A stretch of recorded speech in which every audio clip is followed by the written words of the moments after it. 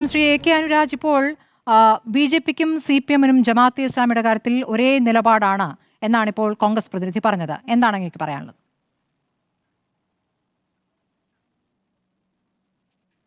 കോൺഗ്രസ് പ്രതിനിധി പറഞ്ഞത് മുഖവിലക്കെടുക്കേണ്ട കാര്യമല്ല ഈ വിഷയത്തിൽ. പക്ഷേ ആഗോള ഇസ്ലാമിക ഭീകരവാദം അതിൻ്റെ വിത്തുകൾ മൗദൂദിയൻ ആശയത്തിലാണ്. അതിൽ നിന്നാണ് അത് പിറക്കുന്നത് എന്ന കാര്യത്തിൽ നമുക്ക് ആർക്കും തർക്കം ഉണ്ടാവില്ല. ചർച്ചയിൽ ആർക്കും തർക്കം ഉണ്ടാവും തോന്നുന്നില്ല. അപ്പോൾ അതിൻ്റെ പ്രസ്ഥാനമായ ജമാഅത്തെ ഇസ്ലാമി അത് ആഗോള ഭീകരവാദത്തിൻ്റെ ഇന്ത്യയിലെ ഏജൻറ്റുകളാണ്. ജമാഅത്തെ ഇസ്ലാമിയുടെ ഇന്ത്യയിലെ ഘടകം, അതിൻ്റെ കേരളത്തിലെ ഘടകം എന്ന കാര്യത്തിൽ സംശയമില്ല. അതാര് പറഞ്ഞാൽ അത് സ്വാഗതാർഹമാണ്. ആ അർത്ഥത്തിൽ അതിനെ എടുക്കാം.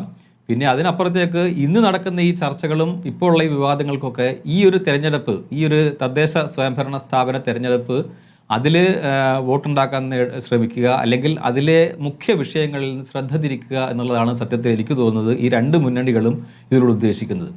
കാരണം ഒരു മുന്നണിക്ക് ഇപ്പോൾ ഇവിടെ തന്നെ പരാമർശിക്കപ്പെട്ടതുപോലെ ശബരിമലയുമായി ബന്ധപ്പെട്ട അങ്ങേയറ്റം ജനങ്ങളെ അഭിമുഖീകരിക്കാൻ പറ്റാത്ത സാഹചര്യം ഒരു ഭാഗത്തുണ്ട്. മറ്റൊരു മുന്നണിക്ക് അതിൻ്റെ ഒരു MLA നിമിത്തമുണ്ടായിട്ടുള്ള വലിയ പ്രശ്നങ്ങളുമായിട്ട് ആ മുന്നണിക്കും ജനങ്ങളെ അഭിമുഖീകരിക്കാൻ പറ്റാത്ത പ്രശ്നമുണ്ട്.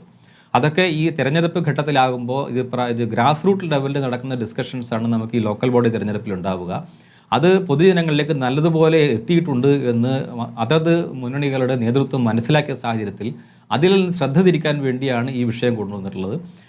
ജമാഅത്തെ ഇസ്ലാമിയുടെ രാഷ്ട്രീയ പ്രവേശത്തെക്കുറിച്ചൊക്കെ ഇവിടെ ചർച്ച ചെയ്തു. കാരണം ആദ്യം ജനാധിപത്യ സംവിധാനത്തിൻ്റെ ഭാഗമാകേണ്ട എന്ന് തീരുമാനിച്ച ഒരു സംഘടനയാണ് ജമാഅത്തെ ഇസ്ലാമി.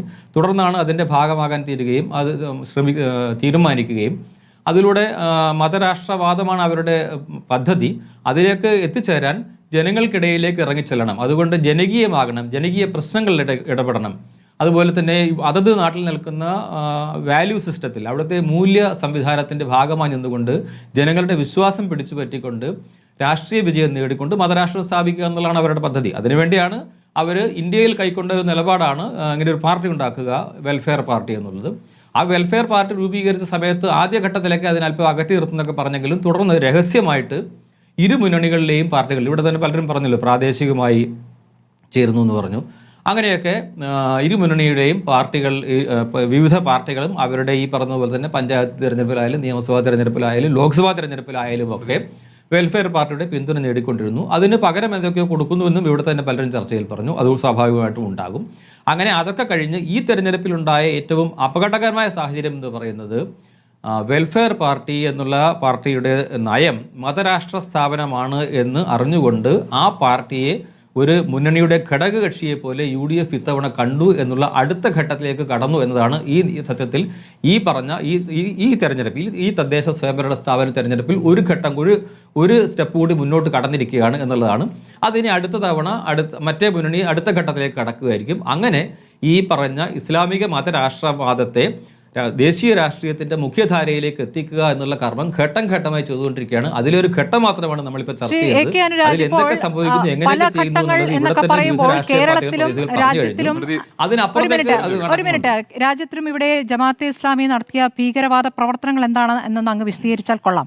ഈ അങ്ങ് പറയുന്നത് പോലെ ആശങ്കപ്പെടേണ്ട, ഭയപ്പെടേണ്ട ഒരു സംവിധാനമാണെങ്കിൽ അത് നിരോധിക്കാമല്ലോ. നിരോധിച്ച സാഹചര്യം ഉണ്ടായിട്ടുണ്ട് ഒരു പ്രത്യേക ഘട്ടത്തിൽ, നമുക്കറിയാവുന്നതാണ്. ബാബറി മസ്ജിദ് തകർക്കപ്പെട്ടതിന് ശേഷം അപ്പോൾ RSSനെയും നിരോധിച്ചിരുന്നു. അല്ല, ജമാഅത്തെ ഇസ്ലാമി നടത്തുന്ന ഭീകരവാദ പ്രവർത്തനങ്ങളെ കുറിച്ചാണോ നമ്മുടെ ചർച്ച? അല്ല, ഭീകരവാദ പ്രവർത്തനം എന്ന ഭയമാണല്ലോ. ആ ഭയത്തിൽ നിന്നാണല്ലോ ഈ പറയുന്നത്. ആ ഭയത്തിന് അടിസ്ഥാനമായ എന്തെങ്കിലും ഉണ്ടോ എന്നാണ് ചോദിക്കുന്നത്. വെറുതെ ഭീകരവാദം എന്ന് പറഞ്ഞിട്ട് കാര്യമില്ലല്ലോ. അല്ല, ഞാൻ പറയുന്നത് ശ്രുതി ഞാൻ പറയുന്നത് നമ്മുടെ ഈ ചർച്ച ഈ തദ്ദേശ സ്വയംഭരണ സ്ഥാപന തെരഞ്ഞെടുപ്പാണല്ലോ. അതിൽ നമ്മുടെ വിഷയം എന്താണ്? ഈ വെൽഫെയർ പാർട്ടിയുടെ ഇടപെടലാണല്ലോ. അതിന് നമ്മൾ അതുമായി ബന്ധപ്പെട്ട ഇപ്പൊ ജമാഅത്തെ ഇസ്ലാമിയെ കുറിച്ചല്ല, നമ്മൾ വെൽഫെയർ പാർട്ടിയെ കുറിച്ചാണ് ചർച്ച ചെയ്തത്. മുഖ്യമന്ത്രി കഴിഞ്ഞ 3 ദിവസമായി മുഖ്യമന്ത്രി മുഖാമുഖത്തിൽ പറഞ്ഞ ആശങ്കയെ കുറിച്ചാണ് എന്റെ ചർച്ച. ആ ആശങ്കയിൽ താങ്കളുടെ ആശങ്കയും ചേർന്ന് പോകുന്നുണ്ട്. അതാണ് ഞാൻ ചോദിച്ചത്. ശരി, അത് ഞാൻ തുടക്കത്തിൽ അത് പറഞ്ഞു വെച്ചു. അല്ല, കാരണം ഞാൻ ആഗോള ചോദിക്കുന്നത് ഇസ്ലാമിക തീവ്രവാദത്തിന്റെ അതെ, തുടക്കം അങ്ങനെ മൗദൂദിസത്തിൽ നിന്നാണ് എന്ന് ഞാൻ പറഞ്ഞു. അങ്ങനെ ആശയങ്ങൾ ആകൃഷ്ടരായി പല സംവിധാനങ്ങൾ ഉണ്ടാകാം. സംസ്ഥാനമാണ് അതിൽ കേരളം. തീവ്ര സംഘടനകൾ ഉണ്ടാകാം, ഭീകരവാദം നടത്തുന്നവരുണ്ടാകാം. ജമാഅത്തെ ഇസ്ലാമിയുമായി ബന്ധപ്പെട്ട നിലവിൽ നമ്മുടെ മുന്നിൽ അത്തരം തെളിവുകൾ ഉണ്ടോ എന്നാണ് ഞാൻ അങ്ങോട്ട് ചോദിച്ചത്. ഈ ISIS പോലുള്ള ഭീകരവാദ പ്രസ്ഥാനങ്ങൾ ആഗോളതലത്തിൽ ശക്തി പ്രാപിക്കുന്നത് ഏത് ആശയത്തിൽ അതാ ഞാൻ ചോദിച്ചത്. അങ്ങനെ പല സംവിധാനങ്ങളുമുണ്ട്, പല സംഘടനകളുമുണ്ട്. ജമാഅത്തെ ഇസ്ലാമിക്ക് അങ്ങനെ ഒരു പ്രവർത്തന രീതി ഉണ്ടെങ്കിൽ ഇവിടെ നിരോധിക്കപ്പെടണമല്ലോ. ഇപ്പോൾ അങ്ങനെ ഭയപ്പെടേണ്ട ഒരു സാഹചര്യം ഉണ്ടെങ്കിൽ അതിന് തെളിവുകൾ എന്തെങ്കിലും അങ്ങേക്ക് മുന്നോട്ട് വെക്കാനുണ്ടോ എന്നതായിരുന്നു അങ്ങയോടുള്ള വിനീതമായ ചോദ്യം. ഞാൻ ശ്രീ എൻ പി ചെക്കുട്ടിയിലേക്ക് പോകുന്നു. ശ്രീ എൻ പി ചെക്കുട്ടി, അത് സ്മൃതി തന്നെ പറഞ്ഞല്ലോ. ഇല്ല, എനിക്കറിയില്ല, ഞാൻ ഇതുവരെ കേട്ടിട്ടില്ല. ഒരു ഘട്ടത്തിൽ ജമാഅത്തെ ഇസ്ലാമി നിരോധിക്കപ്പെട്ടു എന്ന് പറഞ്ഞു. അതെ, ഇപ്പോ ബാബറി മസ്ജിദ് തകർക്കപ്പെട്ടപ്പോൾ RSS നിരോധിച്ചപ്പോൾ അതിനുശേഷമാണ് നിരോധിക്കപ്പെട്ടത്. അല്ല, RSS നിരോധിക്കപ്പെട്ടതിന് ശേഷമാണ് നിരോധിക്കപ്പെട്ടത്. സ്മൃതി, ഒരൊറ്റ ചോദ്യം. ആ വിഷയത്തിലേക്ക് കടക്കാണോ ഇനിയിപ്പോ? ചോദിക്കൂ, ആരോടാണ്? ആ വിഷയത്തിലേക്ക് കടക്കാണോ? നമ്മളൊരു വരയൊന്നും വരയ്ക്കുന്നില്ല. ഒരു മിനിറ്റ്, എനിക്ക് ശ്രീ എൻ പി ചെക്കുട്ടിയിലേക്ക് പോകണം. സന്ദീപ് വാര്യർ വേഗം. ഞാൻ പറയുന്നു, ഞാൻ എന്നോട് ചോദിച്ച മറുപടി നൽകാൻ എനിക്ക് അവസരം തന്നിട്ടില്ല. അങ്ങ് പറഞ്ഞതല്ലേ? ആ ചോദ്യത്തിന് മറുപടി നൽകാൻ അവസരം തന്നിട്ടില്ല. അതിനെ തട്ടി മറ്റു വിഷയങ്ങളിലേക്ക് കൊണ്ടുപോവുകയാണ്. എന്ത് വിഷയം? അങ്ങ് പറഞ്ഞ മറുപടിയിൽ നിന്നാണ് ഞാൻ അങ്ങോട്ട് ചോദിച്ചത്. അങ്ങ് പറഞ്ഞ മറുപടിയിൽ നിന്നാണ് ഞാൻ ചോദിച്ചത്. അല്ല, അത് അടുത്തടുത്ത ചോദ്യങ്ങളിലേക്ക് പോവുകയാണ്. വിഷയത്തിൽ നിന്ന് വല്ലാതെ അകലുകയാണ്. അതുകൊണ്ടാണ് ഞാൻ പറഞ്ഞത്.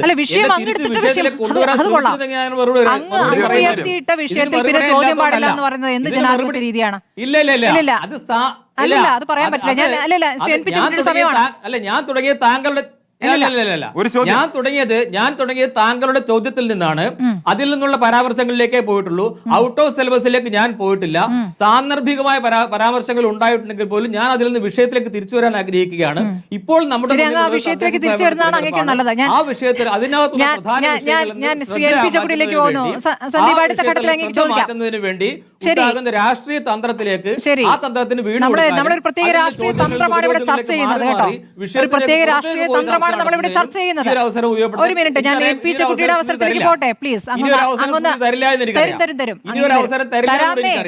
അതുകൊണ്ടാണ് ഈ വിഷയമാണെങ്കിൽ, നമ്മളോട് പറഞ്ഞ വിഷയമാണെങ്കിൽ ആ വിഷയത്തേക്ക് തിരിച്ചു വരാൻ അവസരം വേണ്ടത്. ഇതൊക്കെ അങ്ങ് പറഞ്ഞ കാര്യത്തിലാണ് ഞാൻ അങ്ങോട്ട് വീണ്ടും ചോദിച്ചത്. പോട്ടെ, ശ്രീ എൻ പി ചെക്കുട്ടി, എന്തിനായിരിക്കാം ഈ 3 മുഖാമുഖങ്ങളിലും മുഖ്യമന്ത്രി ഞാൻ എൻ പി ചെക്കുട്ടിയോട് ചോദിക്കട്ടെ പ്ലീസ്, സമയം തരൂ.